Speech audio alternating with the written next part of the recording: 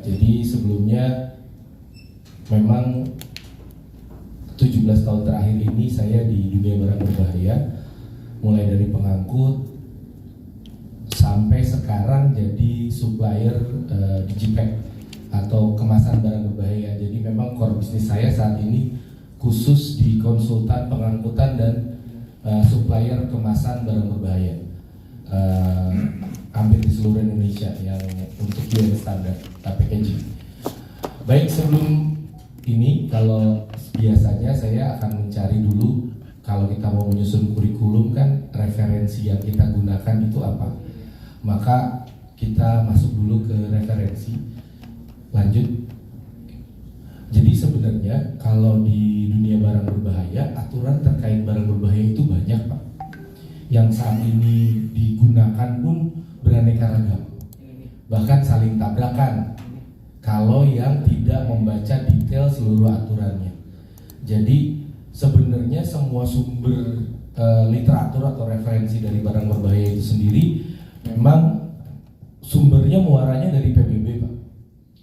Karena apa? Aturan pengangkutan itu tidak bisa dibatasi oleh ruang dan waktu. Artinya aturan terkait masalah barang berbahaya ini harus sama di seluruh dunia.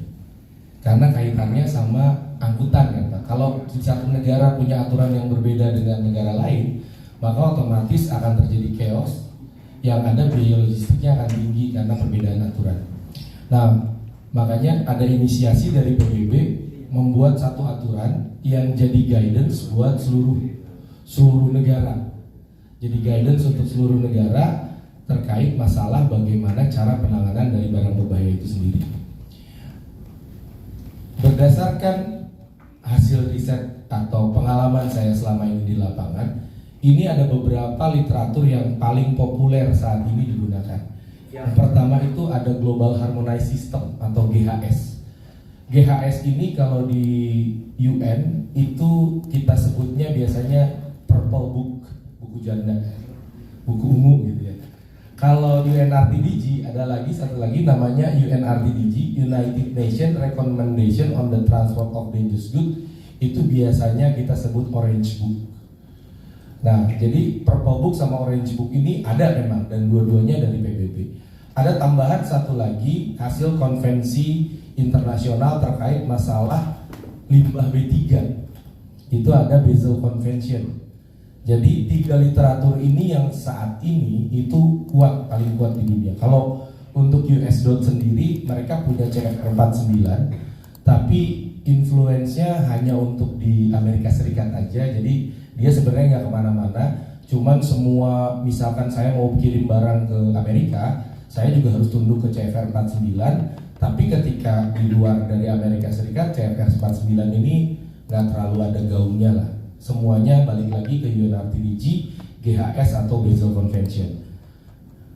Nah, kenapa PBB buat banyak seperti ini? Karena ini prinsipnya basic, Pak. Basic safety itu prinsipnya kan kalau kita yang sudah terbiasa dengan K3 gitu ya.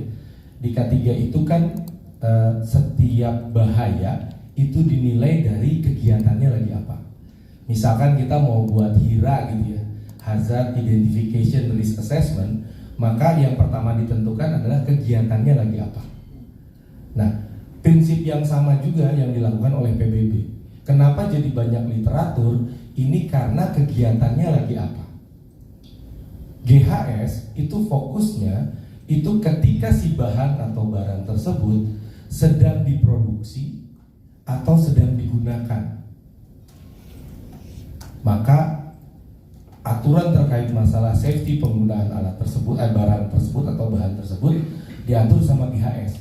Bahkan salah satu dokumen GHS yang paling terkenal adalah MSDS. Kita semua udah familiar lah dengan MSDS. Ada namanya Material Safety Data Sheet atau Safety Data Sheet yang penggunaannya diwajibkan berdasarkan PP 74 tahun 2000 atau 2001, saya agak sedikit lupa.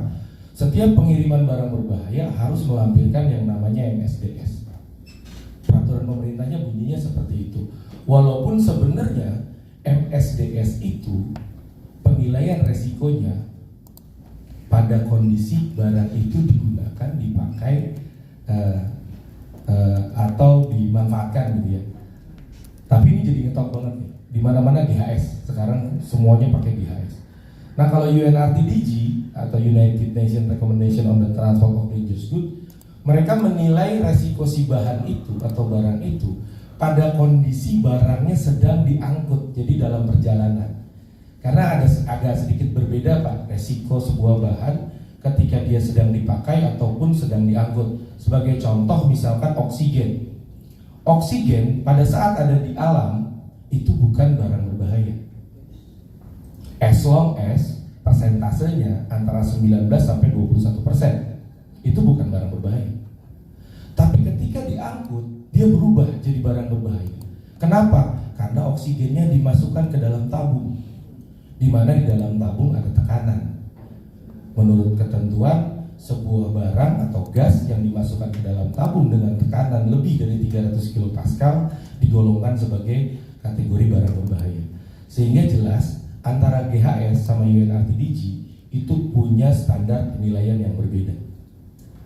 Dari ini yang harus kita luruskan dulu, karena selama ini banyak salah kaprah Pak.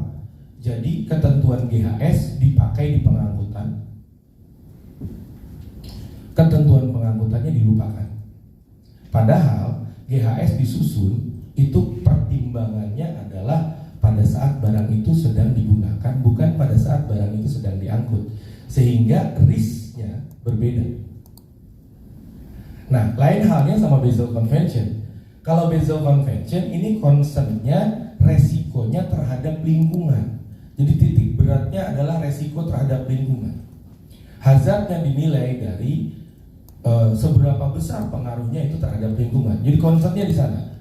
Beda, dia tidak memperhitungkan pada saat diangkut, dia hanya memperhitungkan pada saat dia misalkan tumpah, mencemari alam, polutannya seperti apa. Sehingga penilaiannya sedikit berbeda. Sebagai contoh gini, menurut UNRTDG, sebuah barang bakal dikategorikan sebagai racun jika memiliki nilai lethal dose. Mohon izin. Jadi kalau racun biasanya, saya boleh nulis sih Pak. Kalau nggak nulis nggak enak. Jadi racun biasanya dinyatakan sama dua standar, ada dua istilah atau dua satuan. Ada lethal dose 50 sama lethal concentrate 50 biasanya. Jadi kalau kita misalkan ngelihat di produk, kita lihat ada lethal dose, itu artinya dosis kematian, dosis racunnya. Sampai berapa barang ini, butuh berapa banyak barang ini untuk membunuh, itu ditentukan lewat lethal dose-nya. Nah, kalau menurut Basel Convention, sebuah barang atau menurut peraturan pemerintahnya punya Kementerian Lingkungan Hidup, ada PP 22 tahun 2021, di lampiran PP-nya uji TCLP, uji kadar racun, itu ambang batasnya nilai LD50-nya oral 5.000 mg per kilogram. Jadi kalau ada barang yang punya nilai lethal dose kurang dari 5.000, itu udah dianggap racun menurut KLHK, karena referensinya dari Basel Convention, karena fokusnya adalah ke lingkungan. Sedangkan menurut UNRTDG, karena resikonya itu yang dia lihat adalah pengangkutan, nilai lethal dose-nya lebih kecil, cuma 300 mg per kilogram. Maksudnya apa sih ini nilai lethal dose 305.000? Apa sih bedanya? Bedanya gini Pak, kalau ada barang yang punya nilai lethal dose-nya 5.000 mg per kilogram, artinya kalau saya konsumsi 5.000 kali berat badan saya meninggal. Artinya kalau saya beratnya 100 kilo, ada barang yang nilai lethal dose-nya 5.000, berarti butuh 500.000 mg untuk saya konsumsi sampai saya bisa meninggal. 500.000 ya, atau sekitar 500 gram lah. Bayangin, ada barang dikonsumsi 500 gram, setengah kilo, meninggal, menurut LH itu udah boleh dibilang racun. Makanya keluar istilah barang berbahaya dan beracun. Tapi menurut PBB, menurut UNRTDG, barang baru boleh dibilang racun, baru boleh dikasih gambar tengkorak kalau nilai letal dosnya 300. Kalau di atas 300 nggak dianggap racun. 300 itu kali berat badannya misalnya yang sama 100 kilo, berarti kan 30 gram.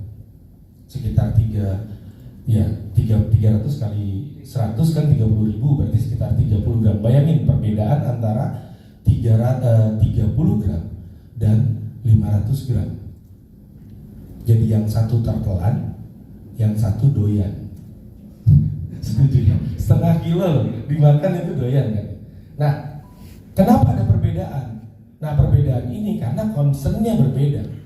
Kalau pada saat pengangkut UNRTDG menilai ini bahaya, bisa tergolongan sebagai racun, gak sengaja tertelan, 30 gram udah meninggal, maka itu baru boleh dibilang racun.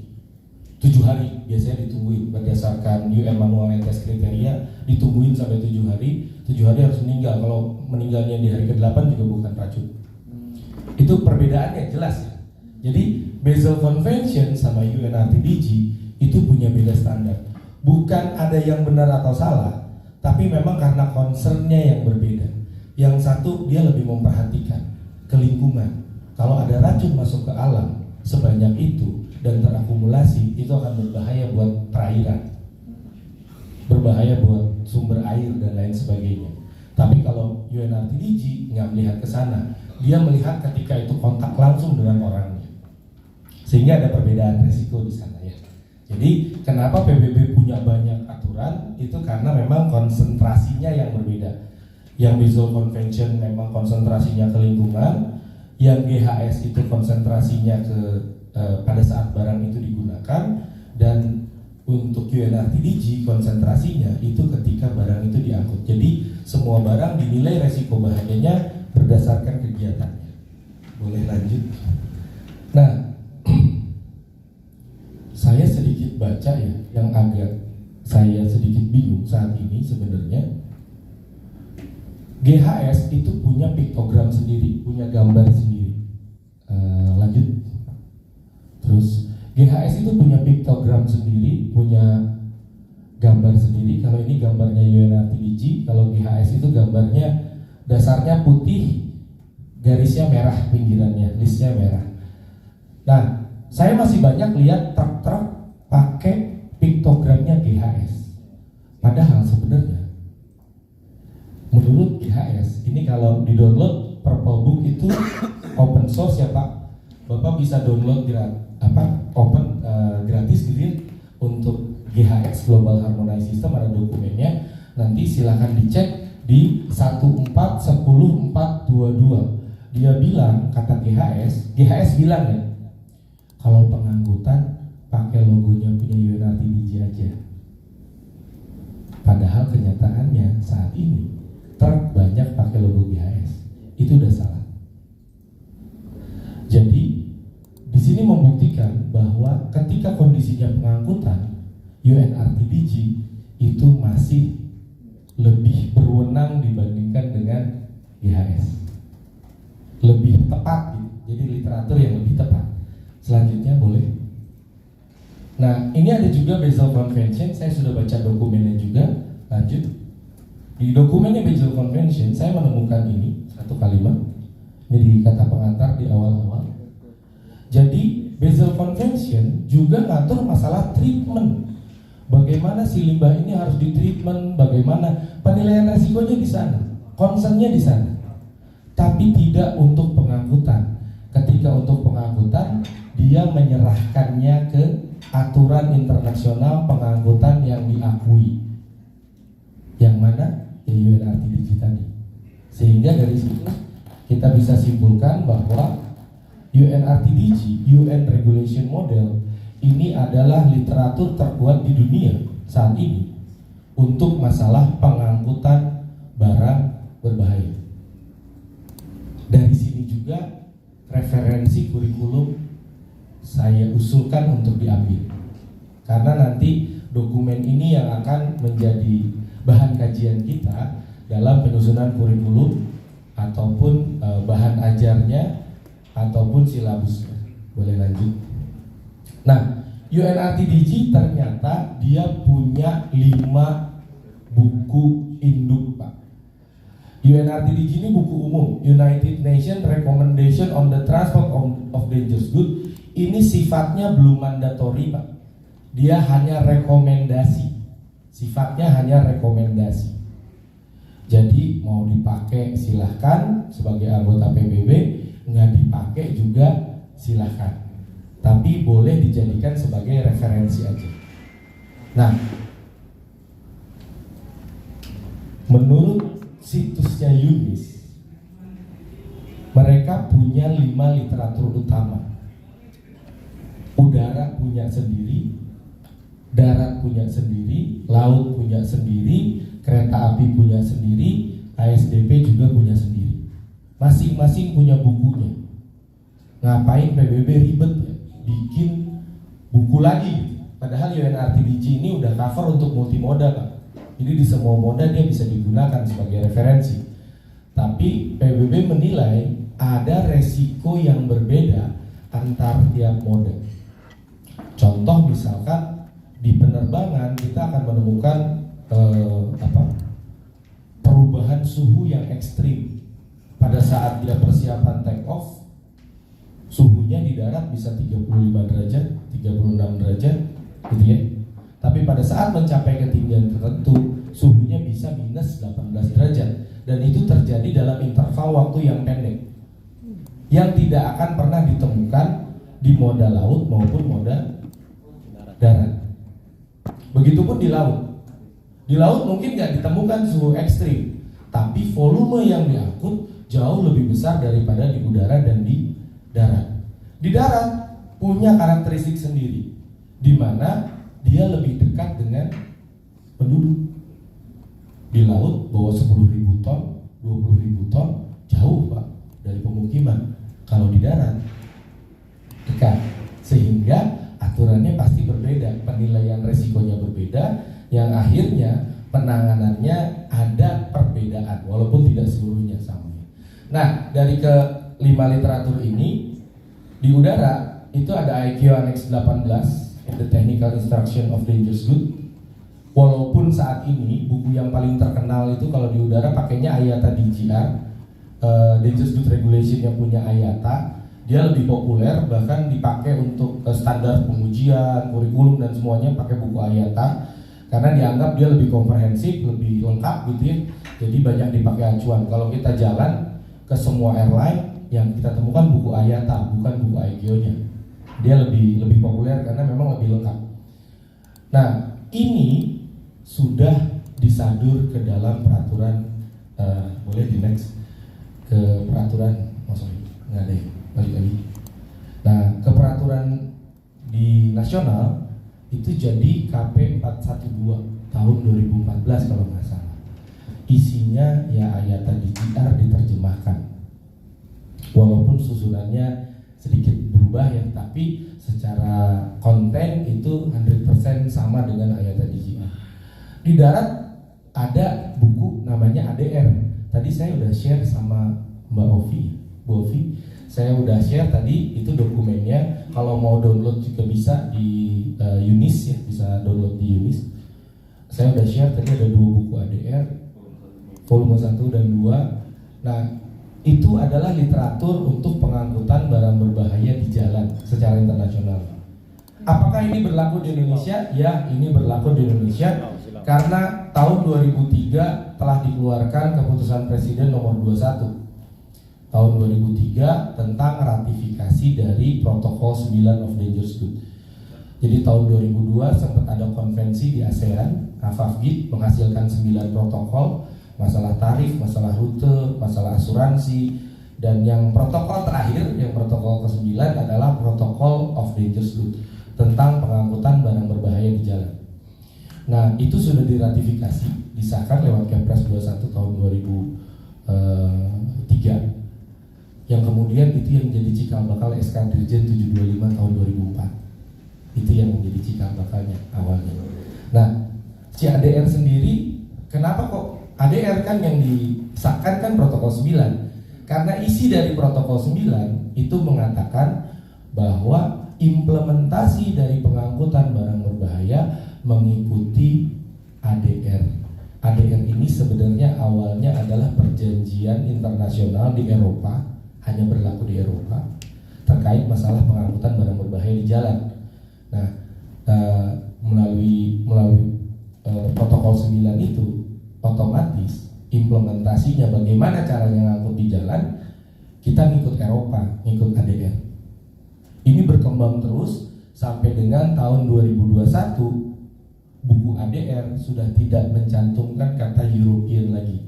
Kalau sebelumnya ADR itu singkatan ya dari European Agreement Concerning on the Carriage of Dangerous Goods by Road gitu. Di 2021 kata European-nya sudah dihapus. Jadi sekarang tinggal agreement. Kenapa seperti itu? Karena ADR sudah tahu bahwa sekarang aturan ini tidak hanya berlaku di Eropa, tapi Cina sudah pakai, ASEAN juga sudah pakai. Sehingga kalau kita mau bikin kurikulum terkait masalah pengemudi, maka ADR adalah salah satu kajian yang terkuat saat ini, baik dari sisi perjanjian internasional maupun peraturan nasional. Jadi ADR ini paling kuat sebagai bahan referensi. Saya tidak perlu ceritakan yang lain karena waktu kalau yang di Ciko jelas di laut udah ada PM terbaru PM 16 tahun 2021. Nah cuman sayangnya yang RID sama ADN ini Inland Waterways ini belum disentuh sampai sekarang. Tapi kan bukan bahasan kita juga ya, jadi kita skip aja. Lanjut boleh. Nah ini ADR. Kalau sekarang bukunya ini yang lama Pak ya, yang baru sekarang orange-nya cuma di sini aja. Atas bawahnya putih. Pak Rohmat udah punya kayaknya 1600 halaman ya. Buat tidur ya. Lanjut. Nah, walaupun ternyata ada banyak aturan Pak, sebenarnya di dalam ketentuan ADR sendiri dia sudah menyatakan begini Pak, tidak perlu dirubah-rubah packagingnya. Memang ada perbedaan Pak, misalkan di penerbangan UN 1202 diesel fuel, misalkan kita nggak mau ngirim solar ya. Solar kalau kita kirim pakai udara itu maksimum limited quantity-nya hanya 1 liter Pak, per package. Tapi kalau di darat itu boleh sampai 30 liter. Kan beda ya volumenya, batasan volumenya berbeda. Kalau pakai limited quantity artinya menggunakan kemasan yang belum di authorize. Nah, sehingga berbeda. Ada beda aturan. Saya dari 5 literatur ini kebetulan baru 4 yang saya kuasai Pak, kurang satu masih belajar. Baru 4 yang saya kuasai karena yang satu jarang Pak, jarang saya pakai.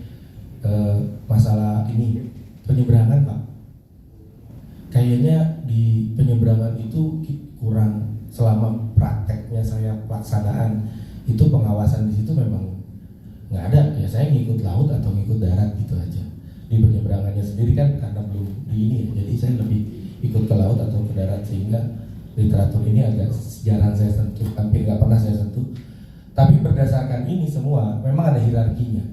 Di dalam ketentuan ADR sendiri dia mengatakan bahwa kalau dia sudah comply sama penerbangan, kalau dia sudah comply dengan pelayaran, maka darat terima. Jadi ada hierarkinya di sana Pak. Nah ini yang biasanya sebagai praktisi kita akan lihat Pak, pengangkutan kita multimoda, leg-nya ada apa aja. Jadi misalkan saya mau kirim barang dari sini, misalnya lithium baterai. Kemarin banyak proyek ONT Pak, proyek apa untuk BTS itu Pak, yang pemancar sinyal itu ke Puncak Jaya. Saya kirim dari Jakarta itu by laut, pakai truk dulu, terus kemudian laut sampai Jayapura kita terbangkan ke Puncak Jaya. Jadi ada 3 moda. Nah ketika ada 3 moda begitu, saya pasti ambil yang paling tinggi. Karena kalau udah penuhi sama udara, laut sama darat seharusnya sudah comply. Sehingga nggak ada kesulitan lah masalah ini, nggak ada kesulitan. Jadi walaupun ada bertumpuk-tumpuk aturannya, tapi sudah ada hierarkinya, sudah ada pengaturannya. Begitupun sama GHS dan UNRTDG, walaupun ada 2 aturannya, Tapi sebenarnya mereka sudah saling bersinergi satu dengan yang lain, sehingga kita tinggal ambil aja mana yang paling relevan. Walaupun prakteknya nggak gitu ya. Prakteknya izinnya banyak Pak. LH izin lagi, Kemenlu izin lagi, perindustrian izin lagi, ESDM izin lagi gitu. Biasanya gitu Pak, tapi nggak apa-apa, biar kenal ya Pak. Oke, lanjut. Nah, kalau di sini sampai di Indonesia, aturan yang tadi sudah sangat komprehensif ya, sudah jelas mereka bagi wilayahnya di mana. Di sini seru Pak. Di Indonesia masuk seru karena masing-masing punya mazhab dan nah itu tadi Pak. Dan anehnya itu terakhir ada keluar peraturan menteri tentang pengangkutan limbah B3 yang ngeluarin Kementerian Lingkungan Hidup. Peraturan menteri pengangkutan limbah B3 yang ngeluarin lingkungan hidup. Label Pak bikin sendiri, label LH. Itu yang terjadi ketika saya mau kirim merkuri dari sini Pak, Indonesia, mau saya kirim ke Belanda. Itu udah lama sih Pak, 2013-an. Itu kasusnya karena waktu itu belum ada yang bisa nangani merkuri di sini. Jadi harus dimurnikan lagi di Belanda. Setahun rekomendasinya baru keluar gara-gara masalah label.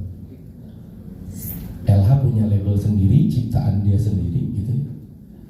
Entah dari mana idenya gitu, kreatif pokoknya.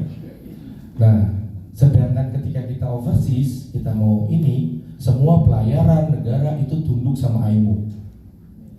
Saya ditolak Belanda, tapi kalau saya ngikutin IMO, saya ditolak KLHK. Itu perlu 1 tahun negosiasi sampai akhirnya iya pakai dua-duanya aja Pak. Tapi sebenarnya jadi salah juga Pak, kalau di ketentuan IMO kita pakai label 2 itu memang jadi salah Pak, karena tidak boleh ada label lain yang tidak relevan dengan barang yang diangkut, atau label yang tidak sesuai dengan ketentuan itu harus dilepas. Jadi kalau saya pasang dua-duanya juga salah. Ya akhirnya ya koordinasi sama ABK-nya aja, ya kan, berangkat pakai label LH, pulang sampai overseas ganti label. Akhirnya begitu Pak. Nah, di sini rada tumpang tindih Pak. Tapi ya itulah yang terjadi. Boleh next. Akhirnya ini yang terjadi Pak di lapangan. Yang benar tuh yang ini Pak. Harusnya seperti itu. Yang di lapangannya begitu. Kan cuma label doang ya gitu. Apa sih ngaruhnya, kan sama-sama gambar tengkorak. Hati-hati Pak. Kalau saya lihat gambar tengkoraknya yang ini, berarti itu yang racunnya 300. Tapi kalau gambar tengkoraknya ada merahnya di bawahnya, nggak ada angkanya, itu yang 5.000. Pengaruhnya ke sana. Saya pernah jadi ketua koordinator tanggap darurat di mulai dari wilayah Semarang sampai ke NTB ya Pak, NTT. Jadi kalau ada insiden terkait masalah barang berbahaya yang melibatkan barang berbahaya, saya koordinator untuk tim tanggap daruratnya. Nah, buat saya sebagai koordinator tanggap darurat, ini nyawa Pak. Ini nyawa. Kenapa? Ketika saya lihat orang yang tergeletak, tapi di situ saya lihat gambar tengkorak yang nggak ada bawahnya merah, yang ada angka 6, saya nggak akan masuk. Kenapa? Saya harus tahu persis dia racunnya apa dan konsentrasinya berapa sampai saya masuk. Alat pelindung diri kayak masker itu ada batasannya Pak. Saya harus banyak pilihan. Saya harus pakai half face respirator, full face respirator, harus pakai SCBA atau pakai airliner. Itu pilihannya banyak. Ketika saya harus pakai half face respirator, itu ada pilihan lagi. Cartridge-nya pakai apa? Ada yang multigas cartridge, ada yang khusus H2S cartridge, ada yang asbestos cartridge. Saya mau pakai yang mana? Sehingga ketika ada orang yang tergeletak, di situ saya lihat racun, saya akan sangat entar dulu nih, masuk nggak nih? Apa nih? Saya harus tahu persis. Kalau enggak, saya ikut metong Pak. Nah ternyata logonya ternyata itu cuma punya LH gitu Pak, yang 5.000. Orang yang geletak tadi harusnya bisa tertolong, jadi nggak tertolong, Pak. Tapi kan saya milih nyawa saya daripada nyawa dia, Pak. Nah, ini signifikan, Pak, walaupun hanya masalah simbol dan label. Tapi kalau coba pakai ini, Pak, ini bahkan sangat membantu saya sebagai tim tanggap darurat. Saya akan lihat, oh dia UN numbernya 1987. Langsung saya buka panduan tanggap darurat saya lihat UN 1907 apa bahayanya. Kalau ada api harus diapain, kalau ada tumpahan harus diapain. Itu ada guidance-nya untuk 3.500 jenis barang. Sekarang PBB sudah mendaftar ada sekitar 3.500-an. Itu masing-masing ada guidance-nya. Ketika bercampur misalkan antara barang yang satu dengan yang lain, saya punya protokolnya, bagaimana mixernya, bagaimana solusinya. Yang jago Pak Rohmat ini kemarin sudah menguasai itu terkait masalah mixer and solution gitu, pencampuran dan pengenceran itu ada protokolnya, ada prosedurnya, sehingga ini akan sangat membantu prakteknya. Nah, walaupun saat ini masih belum mentok ya, cuman syukurnya sekarang direktorat sudah ini Pak, sudah saklek, labelnya harus pakai label pengangkutan, jangan pakai label yang lain lagi. Karena kalau yang sebelah kan nggak jelas Pak, dia ngangkut apa tuh? Racun apa cairan mudah terbakar? Ini padatan mudah terbakar nih Pak yang ini. Kalau di LH cairan mudah menyala, bukan cairan mudah terbakar. Kalau kayak gini kan salah Pak, kecuali di sini dikasih juga racun. Oh berarti barang ini punya dua sifat, mudah terbakar atau racun. Kalau kayak gini kan lain cerita. Dan ini terjadi ketika saya kasih pelatihan di Linde Pak, PT Linde itu perusahaan gas. Saya pernah menemukan satu truk, atasnya ditulis oksigen, bawahnya tulisannya 2RE, di bawahnya lagi UN number 3 sekian gitu.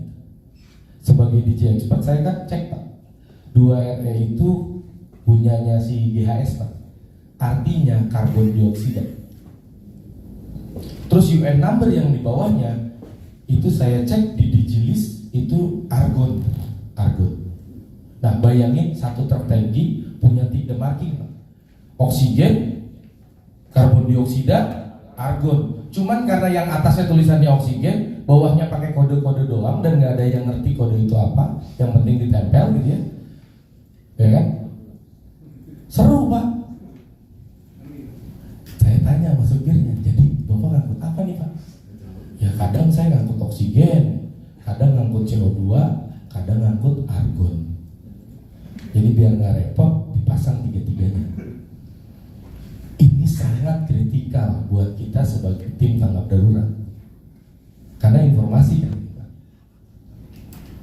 Nah ini yang terjadi sekarang Pak fenomenanya.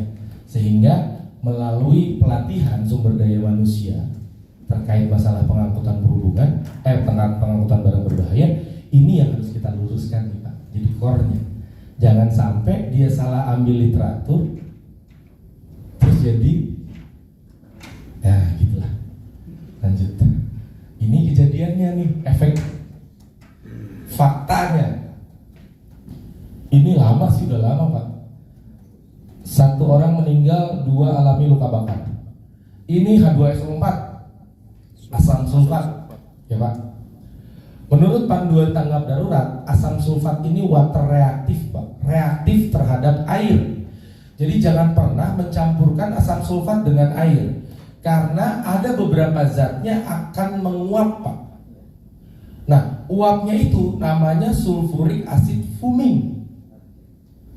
Hisaplah sulfuric acid fuming, niscaya paru-paru kita gosong Pak. Ini kejadian Pak di tol sini nih Pak. Tumpah, datang damkar langsung cas ya kan. Itu kan di atas tuh tolnya Pak. Nah turun ke bawah kan. Nah itu uapnya juga ikut turun Pak. Jadi yang meninggal ini bukan kesiram Pak, tapi dia lagi di bawah kan suka ada yang pemukiman yang ini ya, yang di bawah kolong itu kan. Jadi orang yang meninggal ini yang lagi tidur di dalam rumah bukan kesiram, berarti kan kena uap langsung konferensi pers gitu kan ya, bahwa yang disiram itu air kapur katanya. Kapan bikinnya? Tapi ya sudah lah, nggak usah dibahas. Tapi ini kejadian Pak, ketika SDM-nya nggak paham. Bahkan yang dilatih sebenarnya bukan hanya harusnya pengemudi, termasuk damkar, termasuk dari kepolisian, itu juga bagian yang harus dilatih sebenarnya. Lanjut. Nah, kalau aturan di Indonesia terkait masalah barang berbahaya, ini kalau saya ambilnya dari perhubungan aja ya Pak. Di darat, laut, udara, masing-masing sudah punya PM-nya Pak. Jadi kita tinggal ikutin, bahkan di darat ada satu tambahan lagi tentang SDM-nya di PM 77 tahun 2021. Lanjut. Nah, perbedaannya apa sebenarnya? Sama Pak sebenarnya. Karena kalau kita ngomong barang berbahaya, lanjut, sama aja. Semuanya sekarang darat, laut, udara sudah mengacu ke UN Pak, sudah mengacu ke PBB. Dan kebetulan saya menguasai 4 literatur itu. Dari 4 literatur sebenarnya penanganan yang harus dilakukan itu cuma 5, walaupun tiap aturan beda babnya ya. Misalkan di penerbangan dia ada 10 bab bukunya, di darat 9 bab, kalau di laut cuma 7 bab gitu. Tapi intinya semuanya ngatur cuma 5 hal ini Pak. Ngatur masalah identifikasi yang pertama, bagaimana namain barangnya, karena barang berbahaya namanya harus seragam Pak. Nggak boleh suka-suka hati. Misalkan, oh ini contaminated goods gitu. Barang yang terkontaminasi, ya terkontaminasi apa? Harus ada namanya. Dan PBB memang sudah menetapkan penamaan terkait masalah barang. Jadi setiap barang itu udah punya nama sendiri-sendiri, udah identik. Sehingga harus ada orang yang kompeten untuk menentukan barang yang mau kita angkut itu masuknya nama yang mana. Terus ada kodenya, UN number, masuknya UN number yang mana. Sehingga muncullah ada kualifikasi pengawas Pak.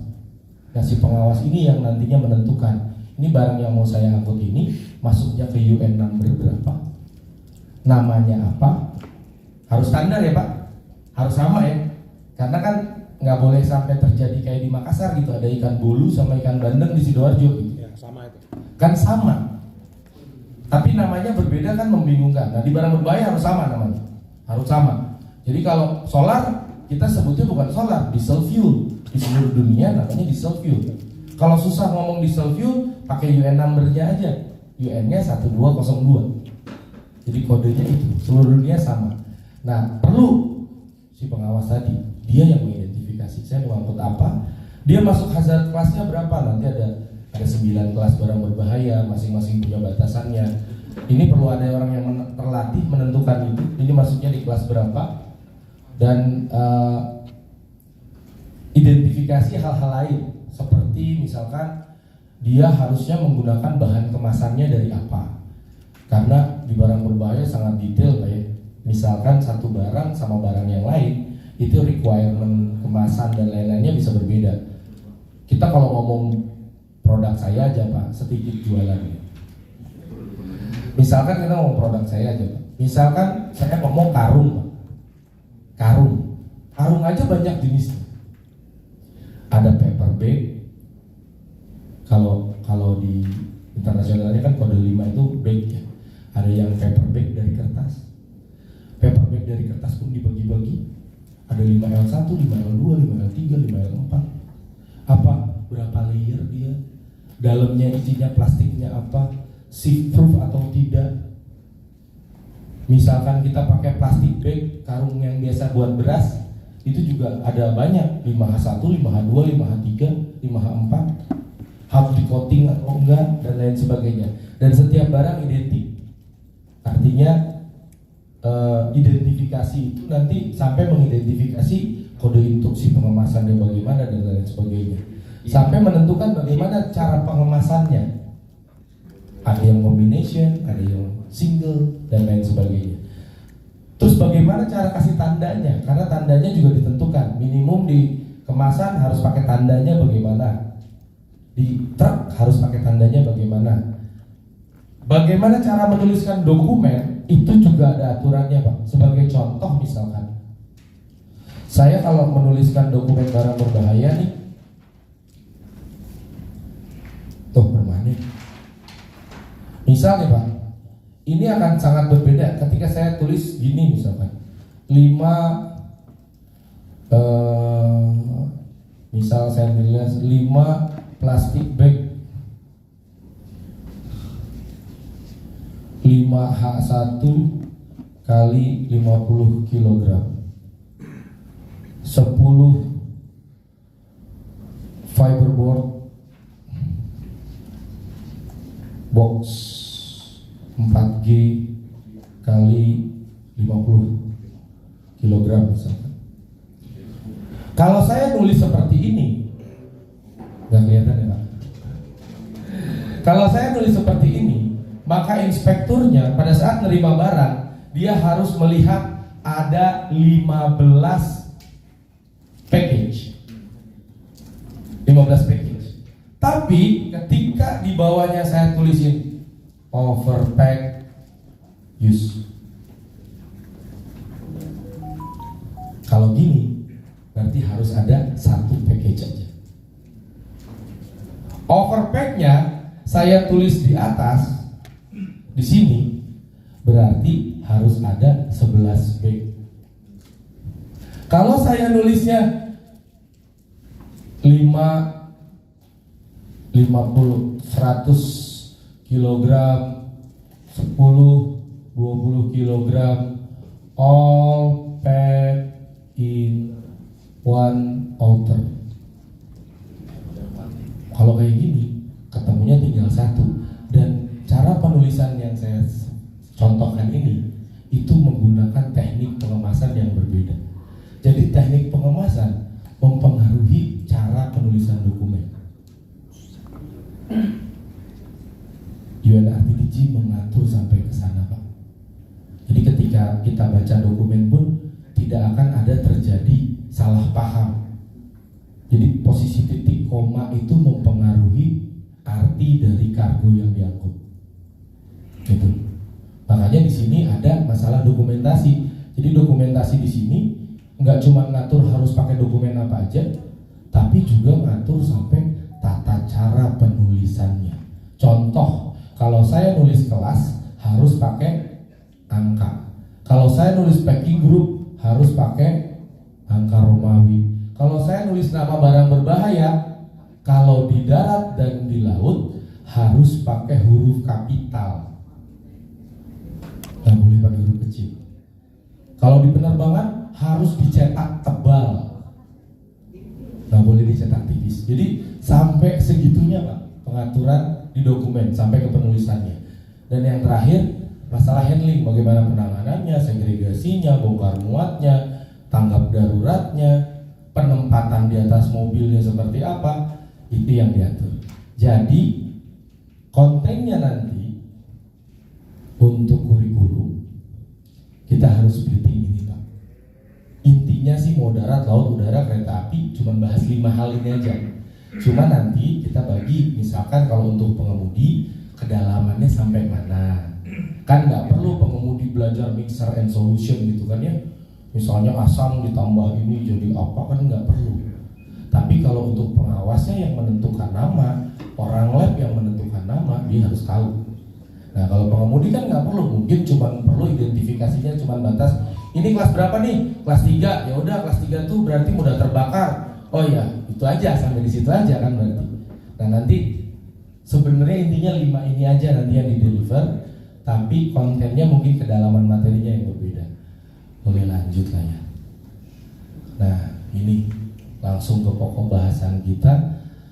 Jadi berdasarkan ketentuan tadi di ADR atau di UNRTDG, kalau di ADR tepatnya ada di subchapter 1.3 Pak. Nanti boleh dicek ya. Ada 3. Jadi semua yang terlibat dalam penanganan barang berbahaya harus dilatih sesuai dengan basic function function dia seperti apa. Walaupun ada 3 sebenarnya pelatihan di sana. Lanjut boleh? Jadi ada 3 pelanjut pelatihan di sana. Ada awareness, ada specific function training, sama ada safety training. Ada 3 kalau di ADR. Nah ini yang saya kemarin coba mix and match antara PM77 2021 saya coba gabungkan dengan apa yang diminta sama ADR sebagai bahan kajian. Boleh? Kalau di PM77, lanjut dulu. Kalau di PM77 kan ada awak kendaraan, awak khusus, pengawas sama inspektur gitu ya Pak. Ada lagi nggak? Kayaknya cuma 4 ini core-nya ya Pak. Sebenarnya awak kendaraan sama awak khusus ini mirip, beda level aja Pak. Jadi ada yang radioaktif sama eksplosif, itu harus ada tambahan training. Mobil tangki yang kayak Pertamina itu juga memang ada tambahan training. Jadi levelnya lebih tinggi. Pengemudi tangki barang berbahaya sama pengemudi barang berbahaya doang itu beda level. Dia yang tangki lebih tinggi. Nah lanjut, ini saya mulai dulu dari awak kendaraan.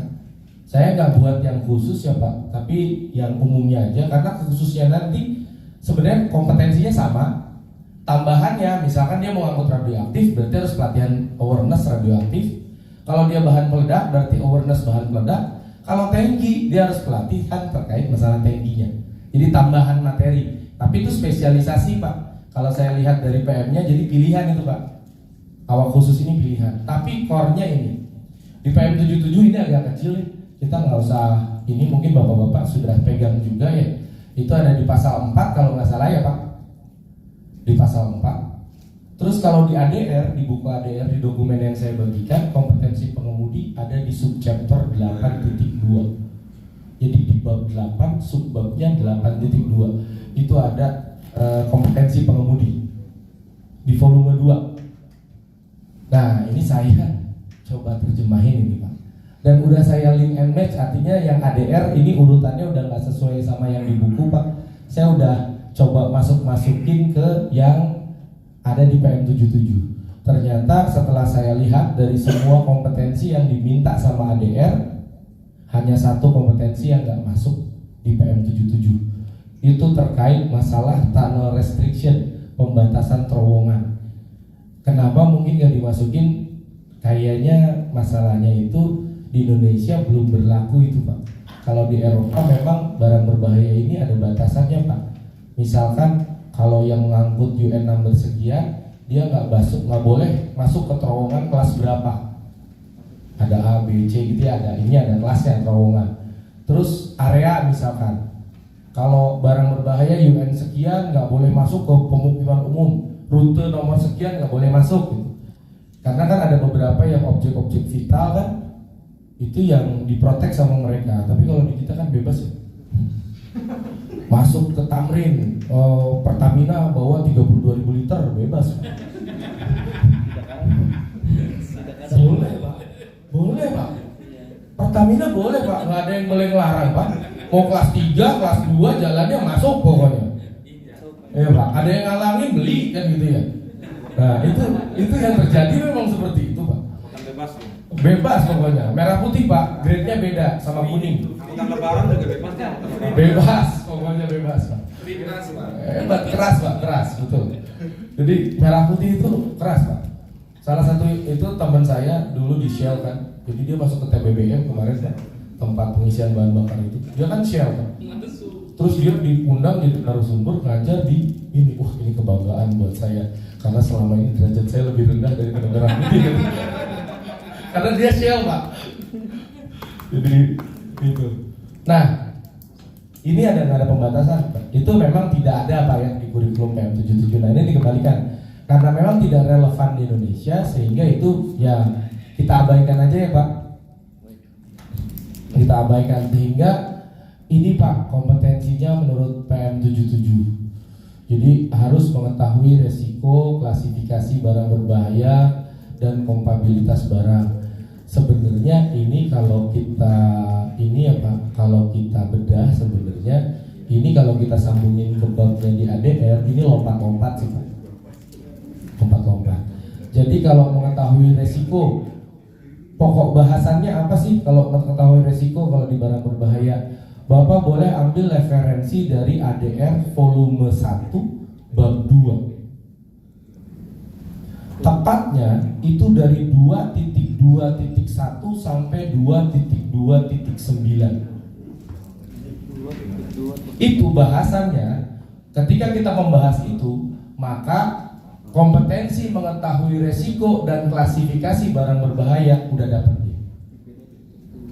Apa yang dibahas? Bahas kelas-kelas barang berbahaya itu, Pak. Tapi saya saran kalau untuk pengemudi batasannya nggak usah terlalu detail. Nanti pengawas juga soalnya ada materi ini, Pak, tapi lebih dalam. Kalau pengemudi mungkin cukup dibahas misalkan kata kunci dari setiap kelas barang berbahaya. Misal kelas 1 apa? Eksplosif, bahan peledak. Bahan peledak itu yang kayak gimana sih? Barang yang pada suhu dan tekanan normal dapat melepaskan melepaskan panas dan tekanan secara bersamaan. Suhu tinggi dan tekanan tinggi secara bersamaan. Nanti kita bisa jelasin kan. Artinya kalau buat pengemudi mungkin batasannya cuma di situ, Pak. Tapi dijelaskan. Ini bermanfaat sekali buat pengemudi, Pak. Karena gini, kalau pengemudi di barang berbahaya itu ada yang terdaftar sekarang di PBB ada lebih dari 3.500 nama. Yang mustahil itu dihafalkan. Bisa gila, Pak. Paromat doang yang hafal. 3.500 nama itu. Jadi enggak, dia kemarin pas pelatihan dia milihnya yang 3.500 bukan yang 9 gitu ya. Nah, tapi itu kan dikelompokkan lagi ke dalam 9 kelas bahaya. Sehingga ketika pengemudi ini menguasai kelas bahaya, ketika dia baca dokumen, ini kelas berapa nih? Kelas 3. Sekalipun dia nggak tahu namanya, tapi dia udah tahu resiko bahayanya apa. Contoh misalkan, dia tahu bensin. Nah, di situ bisa dijelaskan sama si pengemudinya bahwa oke, ini kelas 3 nih, kelas 3 ini cairan mudah terbakar. Kapan ini mudah terbakar? Oh iya, kalau titik apinya tidak lebih dari 60 derajat Celcius baru bisa masuk kelas 3. Jadi jangan semua cairan yang bisa nyala dimasukin kelas 3 juga. Misalkan kayak oli nggak bisa masuk. Nanti kita bisa jelaskan ke sana, ya Pak. Di kurikulum nanti dicantumkan pokok bahasannya terkait masalah klasifikasi, tapi hanya sampai batasan kelasnya aja. Misal kelas 3, oh ini cairan mudah terbakar, flash point-nya tidak lebih dari 60 derajat Celcius, boiling point-nya lebih dari 35 derajat Celcius misalkan. Itu juga ketinggian sih kalau buat driver. Tapi kayaknya selama ini sih bisa sih, masih bisa terima lah itu. Nah, dengan tahu itu apa gunanya, Pak? Gunanya ketika suatu saat dia ngangkut barang yang dia nggak pernah tahu namanya apa. Contoh misalkan saya sebut satu barang lah, asetal misalnya, UN 1088. Kita belum pernah lihat asetal mungkin, bapak-bapak mungkin belum pernah lihat asetal.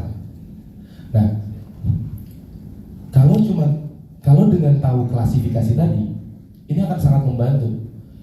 Di dokumen pasti asetal akan disebutkan, namanya asetal UN number 1088, dia kelas 3, packing groupnya 2.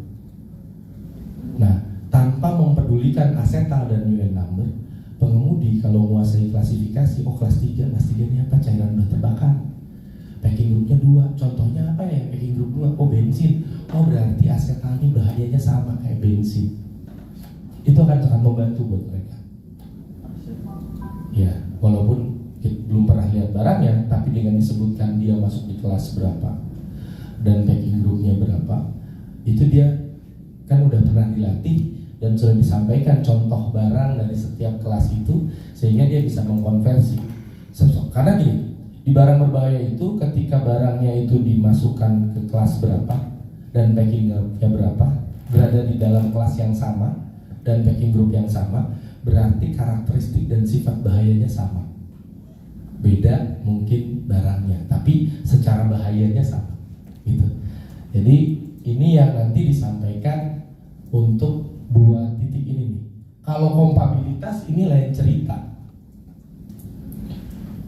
Karena kalau kompabilitas itu ceritanya kalau di ADR udah di bab 7. Masalah segregasi. Ini saya ada contohnya sih di reference Pak. Ini contohnya kompabilitas ini.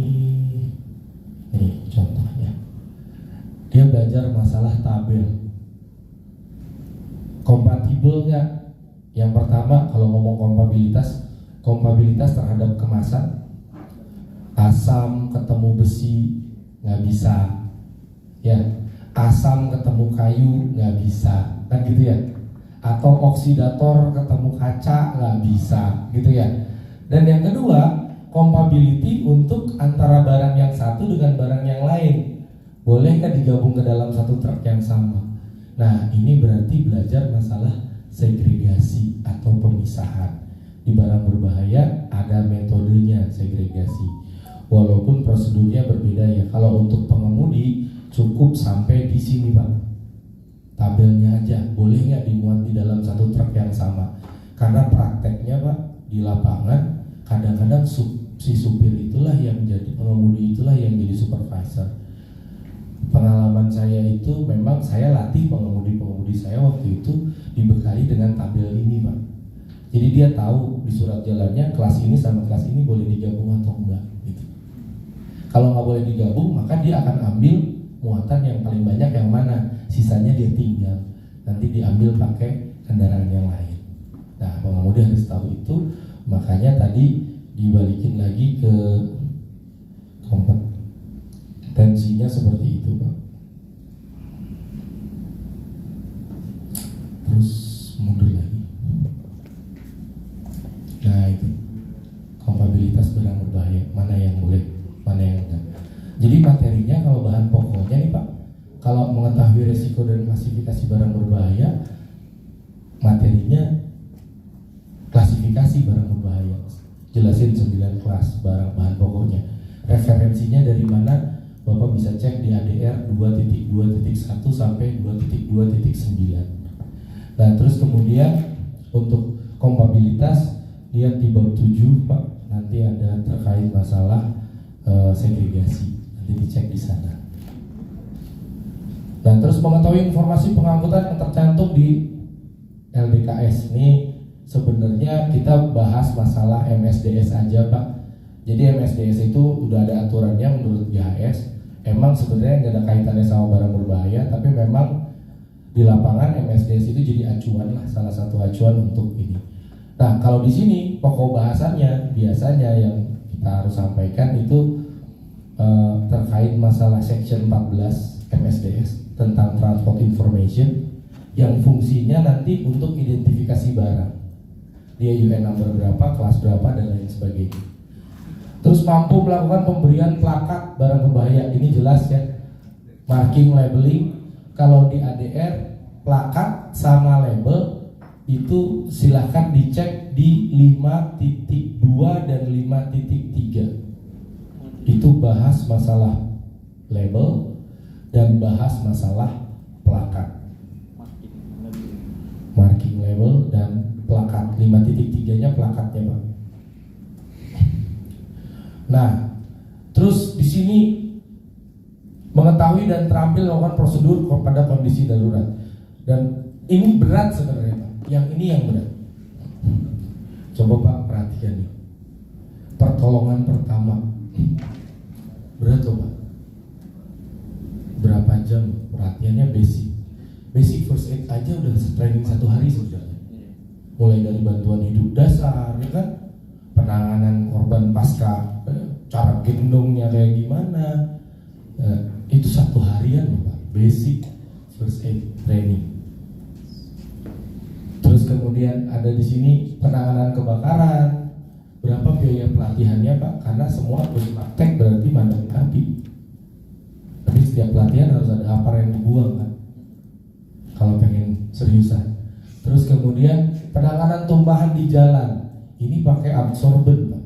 Nanti ada absorben ada sampai 3 jenis ya. Ada oil absorben, chemical absorben, sama multipurpose absorben. Nanti absorben banyak lagi, ada yang broom, ada yang pad, ada yang pillow, ada vermiculit, bukan vermiculit ya, vermiculit. Nah ini yang diiniin Pak. Sama penggunaan alat pelindung diri dan instruksi tertulis ini kaitannya sama jenis-jenis apa ya. APD yang kita pakai di barang berbahaya mulai dari protective clothes, pakaian pelindung. Pakaian pelindung juga ada banyak macamnya ya. Ada pakaian pelindung tahan api, ada pakaian pelindung tahan minyak, pakaian pelindung tahan chemical, Tycam, Tyvek. Terus ada apron buat pakaian pelindungnya, celemek itu sampai ada. Jadi dulu di tempat saya, supir saya di alat tanggap daruratnya lengkap tuh Pak, kayak gitu. Nah dia jangan sampai salah pakai handle-nya apa, pakai baju pelindungnya yang mana gitu. Walaupun pernah sih buat bohongin petugas di Cawang pernah. Jadi ngangkut oli bekas ceritanya Pak, di stop kan, di stop Pak. Habis itu sopir saya langsung pakai masker, pakai baju pelindung yang putih-putih kayak sekarang COVID itu. Dari 2006 saya udah pakai gituan Pak. Jadi turun dibilang lah, ini barang berbahaya Pak, saya takut mati makanya saya pakai ini. Akhirnya nggak jadi suruh buka pintu, padahal isinya oli bekas. Oke. Akal-akalan Pak, maksudnya dulu karena memang terlatih kan pengemudinya.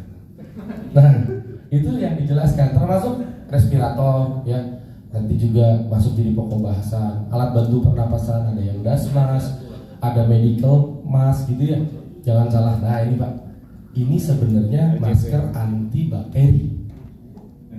Iya Pak, hanya bisa digunakan di dalam ruangan.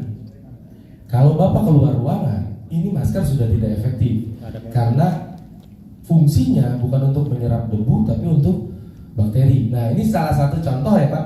Maksudnya kita jelaskan itu karena banyak dulu kasus pakai beginian Pak, nendolnya ini fly ash, itu debunya kan pekat Pak ya. Yuk cepet Pak, cepet sesak. Kenapa? Karena memang nggak efektif. Harusnya pakai dasmas misalkan. Nah kalau kayak N95 itu masih bisa tuh, masih bisa buat itu. Tapi ketika misalkan handle-nya asbestos, dia partikelnya 0,3 mikron. Nah itu kan berarti harus pakai HEPA filter, harus pakai half-phase respirator yang filternya HEPA gitu. Itu yang disampaikan. Tapi mungkin nggak bisa semua ya. Kita bisa spesifik sesuai sama barang yang diangkut sama pengemudi tersebut gitu. Termasuk kacamata pun kan macam-macam. Ada memang safety glasses, ada yang Google yang harus tertutup, kayak misalnya buat asam kan nggak bisa dia pakai kacamata biasa, harus pakai Google Mask gitu dan lain sebagainya. Nah itu sarung tangan, ada yang sarung tangan PVC, ada sarung tangan kain, ada sarung tangan kulit, masing-masing punya fungsi yang berbeda gitu. Sehingga itu yang mungkin nanti dijelaskan di sini. Instruksi tertulis, setiap perusahaan biasanya punya SOP Pak terkait masalah penanganan darurat, biasanya ada di balik surat jalannya. Nah itu yang harus disampaikan juga sama pengemudi. Mengetahui jenis kemasan barang berbahaya standar nasional dan internasional. Nah ini mungkin nggak terlalu detail, tapi pengemudi minimal bisa baca kode Pak. Karena di kemasan itu ada kodenya biasanya. 4G garis miring X garis misalnya gini kode. Misalnya 4G garis miring X 30 garis miring S garis miring 21 garis miring RI garis miring 112233. Ketika lihat kode kemasan seperti itu, ya, boleh nggak buat cairan? Nah kalau ini harus tahu. Ada kode-kode kemasan, ini buat cairan, ini buat padatan. Kalau pengemudi kan nggak bisa ngelihat quality barang ya Pak, tapi secara fisik kan bisa. Artinya dia ngecek nanti di dokumen.